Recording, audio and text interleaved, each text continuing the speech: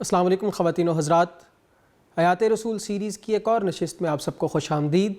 ہمارے ساتھ ہمیشہ کی طرح ہیں جناب محسن ممتاز۔ السلام علیکم محسن صاحب۔ وعلیکم السلام۔ فتح مکہ کی تناظر میں ہم یہ گفتگو کر رہے تھے کہ پروردگار عالم نے اپنے رسول سے کیے ہوئے وعدوں کو کس شان سے پورا فرمایا اور اپنے رسول اور اس کے ماننے والوں کو کس عظیم الشان فتح سے نوازا اور ان کی مدد کی، اور رسول کے انکار کرنے والوں اور اس کے ساتھ دشمنی پر اترنے والوں کو کس طرح ہزیمت سے، رسوائی سے دوچار کیا اور ان کو رسول کی دسترس میں دے دیا۔ پھر اس کے بعد ہم نے آپ سے یہ جانا کہ کس طرح رسول اللہ صلی اللہ علیہ وآلہ وسلم نے مکہ کے گرد و جوار میں اپنے صحابہ کو بھیج کر اس سرزمین کو شرک کے تمام مظاہر سے پاک کر دیا۔ اب میں اس کے بعد آپ سے یہ جاننا چاہوں گا کہ اس فتح مکہ کے بعد رسول اللہ صلی اللہ علیہ وآلہ وسلم کے مزید اگلے اقدام کیا تھے؟ جیسے کہ آپ نے بڑی اچھے طریقے سے اس بات کو بیان کیا کہ فتح مکہ کے بعد اللہ کے رسول صلی اللہ علیہ وسلم نے شرک کے تمام مظاہر کو ختم کیا ہے۔ اللہ تعالیٰ نے اپنے رسول سے یہ وعدہ کیا، اور جیسے کہ ہم قرآن مجید سے یہ دیکھتے ہیں کہ پچھلے رسولوں کے ساتھ بھی اللہ کا یہی وعدہ رہا ہے کہ جب رسول زمین پر آ جائے تو اب اس کے پیغام پہنچا دینے کے بعد اس قوم کو رسول پر ایمان لانا ہے، اپنی ہٹ دھرمی اور اناد کو چھوڑنا ہے، یا عذاب الہی کے ان کو سپرد ہو جانا ہے۔ یہاں پر بھی 4 مہینے کا وقت ہے۔ اللہ کے رسول نے مکہ فتح فرما لیا ہے، کعبۃ اللہ پر اب اسلام کا پرچم بلند ہے، اس کو غلاف پہنا دیا گیا ہے اور شرک کے تمام مظاہر ختم کر دیے گئے ہیں۔ گرد و جوار میں آپ علیہ السلام نے صحابہ کرام کی مختلف جو ہیں وہ ٹولیاں اور لشکر بھیجے ہیں۔ اس کے بعد اب آپ کی واپسی کا سفر ہے۔ مکہ کے پاس 2 قبیلے جو بڑے قبائل میں سے تھے، بنو ثقیف اور بنو حوازن، یہ اس مسلمان لشکر کے خلاف جنگ کی تیاری کر رہے تھے۔ اب ہم غزوہ حنین کی طرف بڑھ رہے ہیں، یعنی فتح مکہ کے بعد اب غزوہ حنین جو ہے وہ پیش آئی ہے۔ بنو حوازن اور بنو ثقیف جو ہیں پوری تیاری کے ساتھ 4000 افراد کا ایک لشکر تیار کر رہے ہیں کہ یہ مسلمانوں کے اس بڑے لشکر کے مقابلے میں کھڑا ہوگا۔ ان کے ذہن میں ممکن ہے یہ ہو کہ یہ مسلمانوں کا لشکر اب ہماری طرف بڑھے گا اور ہمیں بھی شکست دے گا، تو وہ اپنی ایک تیاری کر رہے تھے۔ اور یہ جو لوگ تھے بنو حوازن اور بنو ثقیف والے، یہ تیر اندازی میں بہت ماہر تھے۔ اللہ کے رسول نے مسلمانوں کو پلٹنے کا حکم دیا ہے۔ ان کو یہ بات معلوم ہوئی کہ ایک جاسوس ہے جو مسلمانوں کی خبرگیری کر رہا ہے، اور یہ اطلاعات وہ اپنے علاقوں میں اپنے قبیلوں کو پہنچائے گا۔ مسلمانوں نے اس کو پکڑا، اس سے یہ پوچھا کہ تم کس مقصد کے لیے یہاں پر پھر رہے ہو؟ اس نے اپنے مقاصد سے مطلع کیا ہے کہ ہم 2 قبائل آپ کے خلاف جو ہے وہ جنگ لڑنے کی تیاری کر رہے ہیں۔ نبی کریم صلی اللہ علیہ وسلم نے ایک صحابی کو بنو حوازن میں بھیجا ہے کہ اس اطلاع کی، اس بات کی جو یہ جاسوس ہے، اس کی تصدیق کی جائے۔ صحابی وہاں جاتے ہیں، جا کر حالات دیکھتے ہیں اور آ کر یہ بات بتاتے ہیں کہ واقعی وہ پوری تیاری کے ساتھ فلاں جگہ پر اکٹھے ہو رہے ہیں۔ صحابی نے جب یہ اطلاع دے دی تو مسلمانوں میں جو نئے مسلمان ہوئے ہیں ان کے اندر یہ بات پیدا ہوئی کہ یہ 10,000 کا لشکر ہے۔ اپنے اندر ایک خود اعتمادی پیدا ہو گئی، اور وہ مسلمان جو پہلے جنگوں میں شریک تھے وہ محض اپنے ایمان، اللہ اور اس کے رسول پر ایمان کے بل بوتے پر جنگیں لڑ رہے ہیں، ہم دیکھ رہے تھے۔ یہاں پر کچھ مسلمانوں کے اندر ایسی خود اعتمادی اور ایک اظہاریہ پیدا ہوا ہے کہ ہم بہت بڑا لشکر ہیں، یہ 4000 کا لشکر ہے، اس کے مقابلے میں ہم تو بہت بڑی تعداد میں ہیں، اور بڑے اترا کر اس جو ہے وہ طریقے سے جا رہے تھے۔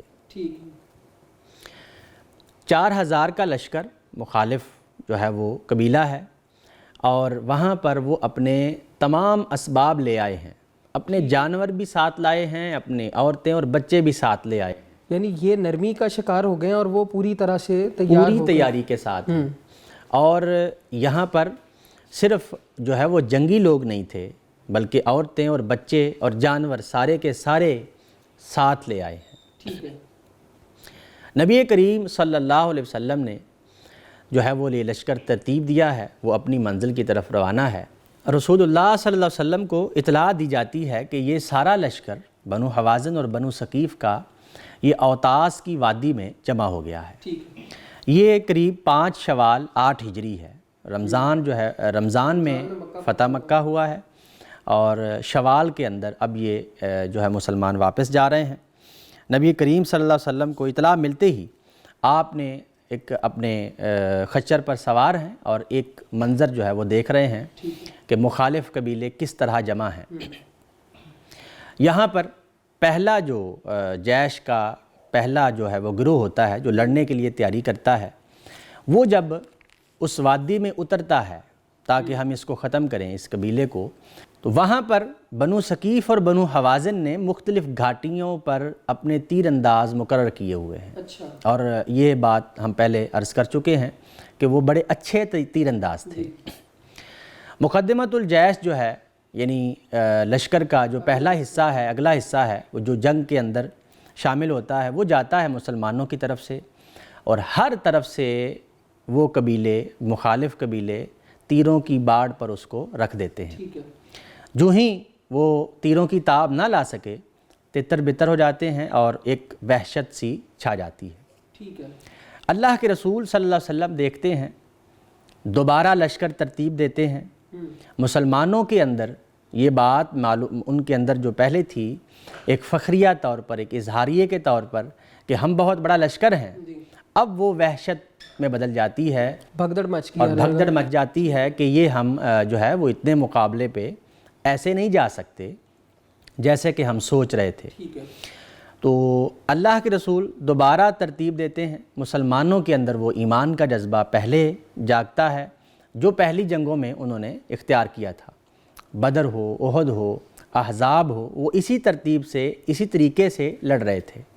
اب دوبارہ ان کا ایمانی جذبہ جاگتا ہے۔ اللہ ان کو بلایا سب کو، اللہ کے رسول صلی اللہ علیہ وسلم ترتیب دیتے ہیں، آپ پکارتے ہیں، اے گروہ انصار۔ انصار کا ایک گروہ اس پکار پر لبیک کہتا ہے، لبیک یا رسول اللہ، ہم حاضر ہیں۔ آپ بائیں طرف پکارتے ہیں، اے گروہ انصار، پورا گروہ جو ہے وہ انصار کا دوبارہ آ جاتا ہے۔ نبی کریم صلی اللہ علیہ وسلم انصار اور مہاجرین کو، انہی لوگوں کو جنہوں نے پہلے ساری جنگیں جیتی، جنگیں لڑی ہیں اور جیتی ہیں اپنے ایمان کے بل بوتے پر، اب وہ کھڑے ہیں۔ آپ نے ترتیب دیا ہے لشکر، اور آپ نے ایک نگاہ جو ہے وہ بنو حوازن اور بنو ثقیف پر ڈالی ہے، اور آپ یہ خوشخبری دیتے ہیں کہ کل یہ مال غنیمت جو لے کے آئے ہیں وہ ہمارے قبضے میں آ جائے گا۔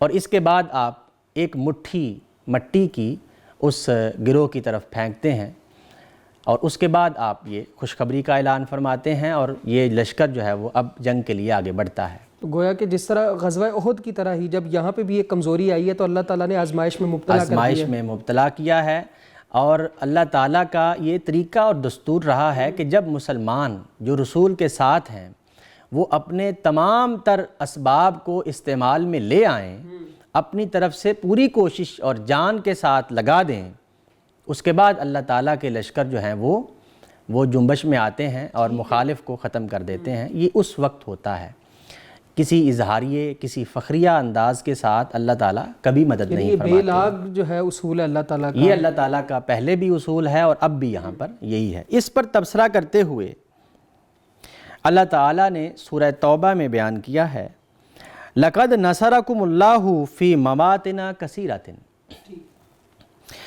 وَيَوْمَ حُنَيْنٍ إِذْ أَعْجَبَتْكُمْ كَثْرَتُكُمْ، بے شک اللہ تعالیٰ نے بہت سے موقعوں پر تمہاری مدد فرمائی ہے، اور حنین کے دن بھی جب کہ تمہاری کثرت نے تمہیں ایک دھوکے میں مبتلا کر دیا تھا کہ وہ تمہاری کثرت تمہاری کوئی کام نہیں آئی، اور زمین اپنی وسعتوں کے باوجود تم پر تنگ ہو گئی، اور یعنی دہشت کا اور جو وحشت کا ایک منظر ہے وہ یہاں پر، پھر تم پیٹھ دکھا کر بھاگ کھڑے ہوئے، وہ جو پہلا لشکر ہے اس پر۔ بالآخر اللہ تعالیٰ نے اپنے رسول اور مومنین پر اپنی سکینت نازل فرمائی اور ایسی فوجیں اتاری جنہیں تم نے نہیں دیکھا ہے۔ یہ اس وقت ہوا ہے۔ اور مدد کب ہوئی ہے؟ جب اللہ کے رسول نے ان کو اکٹھا کیا ہے، مہاجرین اور انصار کو، یہ اس کا بیان ہے۔ اور کافروں کو پھر سزا دی ہے، اور یہی کافروں کا بدلہ ہے۔ پھر اللہ اس کے بعد جسے چاہتا ہے، جس کافر کو توبہ کی توفیق دے دیتا ہے، اس کے دل میں دیکھتا ہے کہ جذبہ کیسا ہے، اور اللہ تعالیٰ بخشنے والا مہربان ہے۔ ان آیات سے ہمیں یہ پس منظر معلوم ہو جاتا ہے کہ کس طریقے سے مسلمانوں نے دوبارہ اس کو ترتیب دیا ہے۔ جب آگے بڑھتے ہیں اور اس لشکر کی تاب نہ لاتے ہوئے بنو حوازن اور بنو ثقیف تتر بتر ہوتے ہیں، اپنا میدان چھوڑ کے بھاگ جاتے ہیں۔ مالک بن عوف جو ہے وہ اس کا سردار تھا لشکر کا، وہ بھی بھاگ جاتا ہے۔ وہاں پر اب مال غنیمت ہے، جانور ہیں، عورتیں ہیں، بچے ہیں۔ اچھا، مسلمان اس پر قبضہ کر لیتے ہیں۔ نبی کریم صلی اللہ علیہ وسلم کو معلوم ہوتا ہے اور مسلمان اسی خوشی کا اظہار کرتے ہیں۔ یہ غزوہ حنین کی بات ہے۔ ٹھیک ہے۔ اور جیسے کہ ہم پہلے میں نے عرض کیا کہ یہ ایمان کے بلبوتے پر تمام جو ہے وہ غزوات لڑی گئی ہیں، اور یہ بھی اسی طرح ہے۔ اس آیت میں بھی ہمیں یہی معلوم ہوتا ہے۔ یہاں پر ایک بات جو ہماری کتابوں میں اور مستشرقین نے بھی اس کو ذکر کیا ہے کہ یہ جو حنین کہا جا رہا ہے، غزوہ حنین، تو شاید یہ کوئی وادی ہے، جیسے بدر ہے، احد ہے، یہ ان جگہوں کے نام ہے جہاں پر، تو احزاب تو ظاہر لشکروں کو کہتے ہیں، احد اور بدر جگہوں کا نام ہے۔ حنین جو ہے وہ عموماً یہ ذہن میں ہے کہ کوئی وادی ہے، اچھا، جبکہ مکہ کے ارد گرد ایسی حنین نام کی کوئی وادی نہیں ہے۔ ٹھیک ہے۔ تو حنین جو ہے وہ جانوروں کے آوازوں کو کہتے ہیں، اچھا، بچوں کی آوازوں کو۔ عربی زبان میں جب وہ ایک جگہ پر اکٹھے ہوتے ہیں تو ایک لشکر کی جو ہے وہ صورت میں آوازیں بلند ہوتی ہیں، اس کو ان آوازوں کو حنین کہا جاتا ہے۔ ٹھیک ہے۔ یعنی غزوہ حنین کا یہ مطلب ہوا کہ مخالف اپنے تمام تر اسباب جو ہیں، اپنے جانور، مال مویشی اور بچے ساتھ لائے۔ کوئی قرآن مجید نے اسی منظر کی منظر اس کشی کی منظر کشی کی ہے کہ یہ اس لحاظ سے جو ہے وہ لڑا گیا ہے۔ ٹھیک ہے۔ نبی کریم صلی اللہ علیہ وسلم نے یہ مال غنیمت جو ہے عورتیں اور بچے جارانہ کے مقام پر بھجوا دی ہیں۔ یہاں سے جب آپ فارغ ہو گئے ہیں غزوہ حنین سے، مال غنیمت بھجوا دیا گیا ہے، تو اب آپ نے طائف کا رخ کیا ہے۔ ٹھیک ہے۔ مالک بن عوف جو سردار لشکر تھا، وہ اب طائف کے قلعوں میں محصور ہو گیا ہے، قلعہ بند ہو گئے ہیں۔ اللہ کے رسول صلی اللہ علیہ وسلم اپنا لشکر لے کر اب طائف کا محاصرہ کرتے ہیں۔ ٹھیک۔ یہ محاصرہ 18 دن قائم رہا ہے۔ اچھا، یعنی محاصرہ جیسے کہ پہلے بنو نذیر کے ساتھ ہوا ہے، اب اسی طرح کا واقعہ یہاں پر پیش آتا ہے۔ آپ یہ سمجھتے ہیں کہ اسلامی حکومت قائم ہو گئی ہے، اور یہ مشرکین جو ہیں یہ اس کی اتنی تاب نہیں لا سکتے کہ کسی قسم کی جو ہے وہ خلاف ورزی کریں، مسلمانوں کو کسی قسم کا نقصان پہنچائے۔ 18 دن بعد آپ نے محاصرہ اٹھا لیا ہے۔ ٹھیک ہے۔ جب محاصرہ اٹھایا تو آپ یہاں سے جارانہ روانہ ہوتے ہیں، وہاں پر آپ مال غنیمت کی تقسیم فرماتے ہیں۔ ان میں نئے اسلام قبول کرنے والے قریشی سردار بھی موجود ہیں اور مکے کے معززین بھی موجود ہیں۔ ٹھیک ہے۔ آپ ان کی تالیف قلب کے لیے، یعنی اس کے لیے کہ تمہارے دلوں میں یہ بات ہے کہ ہم نے اس کے ساتھ ظلم کیا، مسلمانوں کو ان کے گھروں سے نکالا، ہجرت کرنے پر مجبور کیا، مکہ چھوڑا، انہوں نے اپنے گھر مال کو چھوڑا ہے، تو اب اسلام تو انہوں نے قبول کر لیا، تو کیا ہمارے ساتھ جو رویہ ہے وہ برا ہے یا وہ برابری کا سلوک ہے؟ ٹھیک ہے۔ یہ ان کے دلوں میں بات تو موجود ہے۔ اب شاید وہ مقام نہ ہمیں حاصل ظاہر ہے وہ مقام جو صحابہ کرام کا ہے، ابو بکر و عمر کا ہے، عثمان و علی کا ہے، وہ مقام تو ظاہر نہیں ہے۔ ان کے دلوں میں یہ بات ہے کہ ہمارے ساتھ وہ برابری کا، مسلمانوں کے ساتھ جو برابری ہے وہ سلوک نہیں کیا جائے گا۔ اچھا، آپ نے ان کی تالیف قلب کے لیے، ہم جانتے ہیں کہ زکوٰۃ کے جو مصارف ہیں ان کے اندر ایک مصرف یہ ہے کہ تالیف قلب کے لیے بھی غیر مسلموں کو اور دوسرے لوگوں کو زکوٰۃ دی جا سکتی ہے تاکہ وہ اسلام کی طرف راغب ان کے دل راغب ہو جائیں۔ راغب ہو جائے۔ غطفان کے عیینہ بن حصن ہیں، تمیم کے اقرع بن حابس ہیں، قریش کے ابو سفیان ہیں، صفوان بن امیہ ہیں، حکیم بن حزام ہیں اور سہیل بن عمرو ہیں۔ ٹھیک ہے، یہ سہیل بن عمرو وہی ہیں، یہ باقی تو مسلمان ہو گئے ہیں۔ سہیل بن عمرو وہی ہیں جس نے اللہ کے رسول صلی اللہ علیہ وسلم سے امان چاہی کہ مجھے 2 مہینے کا وقت دیجئے، تو انہوں نے کہا کہ آپ نے فرمایا کہ 4 مہینے کا وقت ہے، یعنی تمام مشرکین کے لیے۔ یہ بھی غزوے میں شریک تھے، کیونکہ مسلمان نہیں ہیں ابھی مسلمان نہیں ہوئے۔ ٹھیک، اور ان لوگوں نے جو مسلمان نہیں ہوئے اسلام کے اس غزوے کے اندر شرکت کی، نئے مسلمانوں نے تو کی ہی ہے، انہوں نے بھی کی تاکہ اسلام کو قریب سے دیکھ سکیں، اپنا فیصلہ لے سکیں اور قبولیت جو ہے ان کی آسان ہو سکے اسلام کے لیے۔ سہیل بن عمرو بھی اس میں شریک تھے۔ اللہ کے رسول صلی اللہ علیہ وسلم نے ان تمام کو مال غنیمت تقسیم کر دیا، ان کو دے دیا ہے۔ ٹھیک ہے، یعنی جو آپ سمجھتے تھے اسلامی حکومت کے سربراہ کی حیثیت سے ایک حصہ تو اللہ اور اس کے رسول کا ہے مال غنیمت میں سے، یعنی حکومت کا ہے۔ یعنی اس سے پہلے مسلمانوں کے درمیان برابری کے بنیاد پر یہ بانٹا جاتا رہا ہے، اور یہاں پر اسپیشل سلوک کیا گیا۔ یہاں پر جو ہے وہ میں نے جیسے کہ عرض کیا کہ تالیف ہے قلب کے لیے، بلکہ آپ نے مالک بن عوف کا نام بھی لیا ہے۔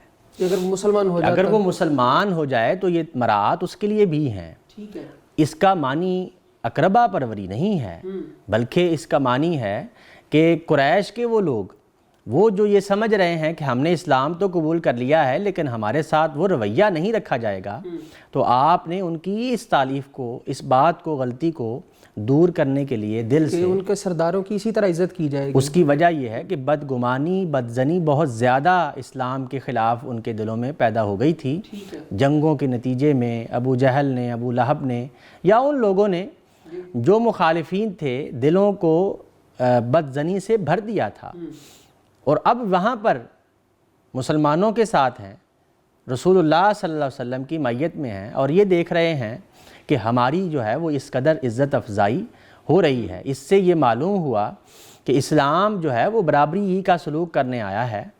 تو اب مسلمانوں کے ساتھ رہ کر ان لوگوں کو جو نئے مسلمان ہوئے ہیں اور سردار ہیں، معززین ہیں، ان کو یہ معلوم ہو گیا کہ وہ جو بدگمانی ان کے ذہن میں تھی وہ ختم ہو گئی ہے۔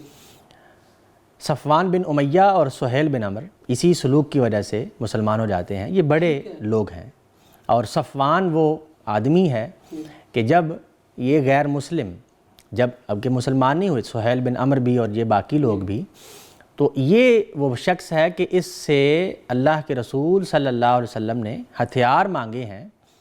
جنگ کے اندر 10,000 سے بڑھ کر 12,000 کا لشکر بن گیا تھا، تو یہ سارے جو باقی ہتھیار ہیں وہ صفوان نے مہیا کیے تھے۔ صفوان یہ بات کہتا ہے کہ اللہ کے رسول صلی اللہ علیہ وسلم میرے نزدیک جو ہیں وہ مبغوض ترین شخص تھے اسلام سے پہلے، یعنی میرے دل میں اس قدر نفرت تھی، اور نفرت ظاہر ہے حالات کی وجہ سے ہے، اور مخالف لوگوں کے ساتھ رہ رہے ہیں تو نفرت ہوگی۔ آپ علیہ السلام کے ساتھ نہیں رہ رہا، آپ کے ساتھ آپ کا اخلاق، آپ کا عمل وہ نہیں دیکھ رہا۔ یہاں پر اب وہ ملاحظہ کر رہا ہے، وہ مشاہدہ کر رہا ہے کہ کیسے آپ تقسیم کر رہے ہیں، کیسے آپ ان کو نواز رہے ہیں، کس قدر آپ عزت افزائی کر رہے ہیں، اور کیا شان ہے اسلام کے ساتھ۔ اب وہ کہتا ہے کہ اللہ کے رسول کا یہ رویہ دیکھ کر، اور بعد میں بھی آپ کے ساتھ رہا اور مسلمانوں کا ساتھ دیا ہے، تو اللہ کے نبی صلی اللہ علیہ وسلم میرے سب سے محبوب ترین شخص بن گئے ہیں۔ بہت شکریہ محسن صاحب۔ خواتین و حضرات، ہماری آج کی اس نشست کا وقت ختم ہوا چاہتا ہے۔ مال غنیمت کی تقسیم پر بات ہو رہی تھی، قیدیوں کی تقسیم پر اس سے اگلی نشست میں گفتگو کریں گے۔ تب تک کے لیے ہمیں اجازت دیجیے۔ اللہ حافظ۔